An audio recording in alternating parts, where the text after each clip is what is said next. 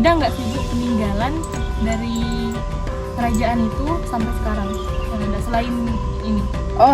Ya, jadi peninggalannya biasanya itu artefak-artefak ya. Jadi yang emas apa itu biasanya itu disimpan lebih rapi lagi, itu biasanya disimpan di Museum Jakarta, Museum Nasional Jakarta. Itu kalau prasasti, terus ada lagi emas, kepingan emas. Tapi kalau yang disimpan di museum-museum sini itu hanya artefak. Artefak itu kayak patung-patung, terus ada alat masak, terus ada arca-arca yang kecil-kecil gitu. Itu biasanya disimpan di museum. Kalau upaya pelestarian Keraton Ratu Boko ini gimana Bu? Dari masyarakat atau pemerintah? Oke, jadi yang dari masyarakat memang dianjurkan untuk menjaga kebersihan lah, terutama menjaga kebersihan. Nah, makanya ada pedagang-pedagang di sini tuh tidak boleh berdagang di dalam. Ya, dia harus di luar pagar karena itu demi kebersihan. Nah, terus kalau upaya di sini pembersihan itu sudah bagus ya, karena ini dikelola oleh Dinas Purbakala. Ini kan di atas bukit Ibu ya. Itu tuh dulunya itu kenapa bisa dibuat setinggi ini gitu? Jadi ini memang ini adalah bukit yang sudah ada. Inilah elevasi tanah kan yang naik turun. Ya, maka dibuatlah ada namanya terasering supaya dia tidak, nanti di sana ada terasering supaya tanah itu tidak longsor ya. Nah, memang tanah ini sudah dipilih oleh raja-raja, ini adalah sebagai tanah Brahmana. Nah, tanah Brahmana itu memiliki 3 kriteria. Yang pertama, tanah itu subur. Yang kedua, tanah itu ada resapannya supaya kalau dibikin candi, dibikin bangunan itu tidak longsor, tidak juga tergenang. Nah, terus yang ketiga, tanah itu stabil. Ini yang sudah fix dipilih oleh raja di tempat yang tinggi-tinggi. Karena ini adalah bukit berbatu, jadi ini kuat. Batunya itu kan kayak biasanya kalau di Prambanan itu ada relief gitu ya. Oh iya. Nah, kalau di sini itu gimana? Tidak ada relief. Tidak ada. Sini tidak ada, karena relief itu hanya di dalam candi. Nah, candi-candi di relief itu kan itu adalah cerita atau kayak komik ya, cerita untuk menceritakan apa yang terjadi ketika membuat candi itu. Nah, kenapa candi Prambanan dibuat ya? Karena menceritakan Ramadan Sinta, perjalanan Sinta, Ramadan Sinta. Kalau ini ada kaitannya sama Roro Jonggrang tadi? Iya, kaitannya ini dalam cerita legenda.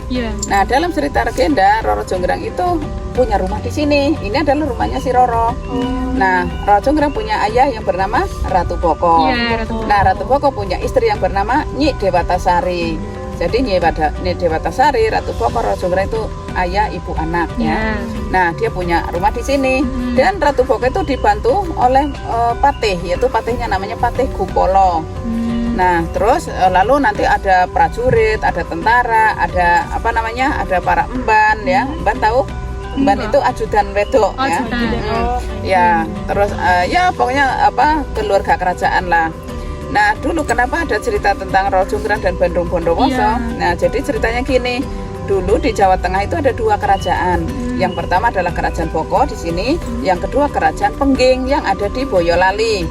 Nah, antara Kerajaan Boko dan Kerajaan Pengging ini tidak pernah akur, tidak pernah damai. Raja Pengging ingin menguasai Kerajaan Boko, begitu juga Boko juga ingin menguasai Kerajaan Pengging. Nah, karena ingin memperluas kekuasaannya. Nah, di Kerajaan Pengging di sana ada seorang pemuda yang gagah berani yang bernama Bandung Bondowoso. Ya, Bandung Bondowoso ini masih bujangan, gandreng, bujangan, anak wong sugih. Nah, pokoknya ini segala-galanya. Nah, dia sakti mandraguna. Pokoknya dia pria idaman lah. Nah, terus Ratu Boko ini menyerang kerajaannya si Bandung Bondowoso. Pergilah Ratu Boko ke Kerajaan Pengging sana. Akhirnya perang meletus di sana. Endingnya Ratu Boko dibunuh oleh Bandung Bondowoso. Ya, dengan meninggalnya si Ratu Boko, maka sang putri Roro Jonggrang dia sedih berkepanjangan. Nah, pada saat dia lagi sedih-sedihnya, lagi meratapi kematian ayahnya, ternyata Bandung Bondowoso datang kemari untuk meminang sang putri. Nah, si Roro Jonggrang akan dijadikan permaisuri Kerajaan Pengging. Nah, untuk istrinya Bandung Bondowoso. Nah, tapi Roro Jonggrang menolak cintanya Bandung Bondowoso karena dia sudah membunuh bapaknya. Oleh karena itu, kalau ingin memberi istri Roro Jonggrang ada syaratnya dong. Apa ini syaratnya? Syaratnya saya minta dibuatkan 1000 candi dalam 1 malam sebelum ayam berkokok.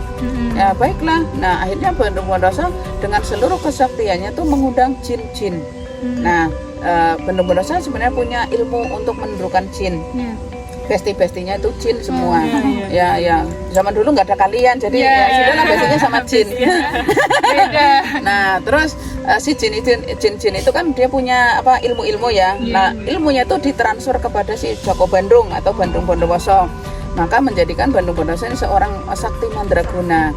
Nah dengan kesaktiannya Bandung Bondowoso akhirnya diundanglah jin-jin, ada 1000 jin untuk didatangkan ke desa Prambanan sana. Nah lalu jin-jin itu membuat satu candi satu jin. Nah cepat pada akhirnya sekitar jam 3 malam candinya sudah hampir jadi 1000, tinggal kurang 1 saja. Nah karena candinya kurang 1 membuat si Roro Jonggrang semakin panik. Dia panik, dia bingung bagaimana caranya untuk membuat si jin-jin itu berhenti bekerja. Jangan sampai satu candi lagi sampai jadi, jangan sampai. Karena kalau sampai 1000 candi Roro Jonggrang kalah ya. Nah dia mau nggak mau harus jadi istrinya Bandung Bondowoso. Nah karena Roro Jonggrang tidak mau menikah dengan Bandung Bondowoso, apapun yang dia lakukan pokoknya saya harus menggagalkan jin-jin itu apapun caranya. Akhirnya semua penduduk terus putri-putri dayang-dayang semua dikerahkan untuk membuat rekayasa pagi itu diperintah oleh si Roro Jonggrang. Jadi pada pagi-pagi itu masih dini hari loh, ada yang memukul-mukul lesung itu kayak orang masih sudah pagi ya. Nah sudah bising-bising lah, ada yang masak, ada yang ngerek sumur lah, pokoknya macam-macam. Sehingga ayam-ayamnya yang sedang tidur segera berkokok ya, seolah-olah sudah pagi nih. Ayo kukuruyuk. Nah setelah ayamnya sudah berkokok, akhirnya jin-jin tadi berhenti bekerja dan tidak sampai 1000 candi, hanya 999 candi. Nah karena itu ya ayam. Nah karena candinya tidak 1000, tentu saja Roro Jonggrang girang, dia menang lah. Tapi bagi Bandung Bondowoso ini marah ya, dia sangat murka terhadap Roro Jonggrang. Nah kemurkaannya itu akhirnya dikutuklah Roro Jonggrang menjadi patung untuk menggenapi candi yang ke-1000. Ya itulah asal usul Candi Prambanan yang katanya dibangun oleh jin. Ya kalian percaya enggak? Enggak lah. Ya enggak, sebenarnya enggak sih. Masa mahasiswa masih percaya sama jin?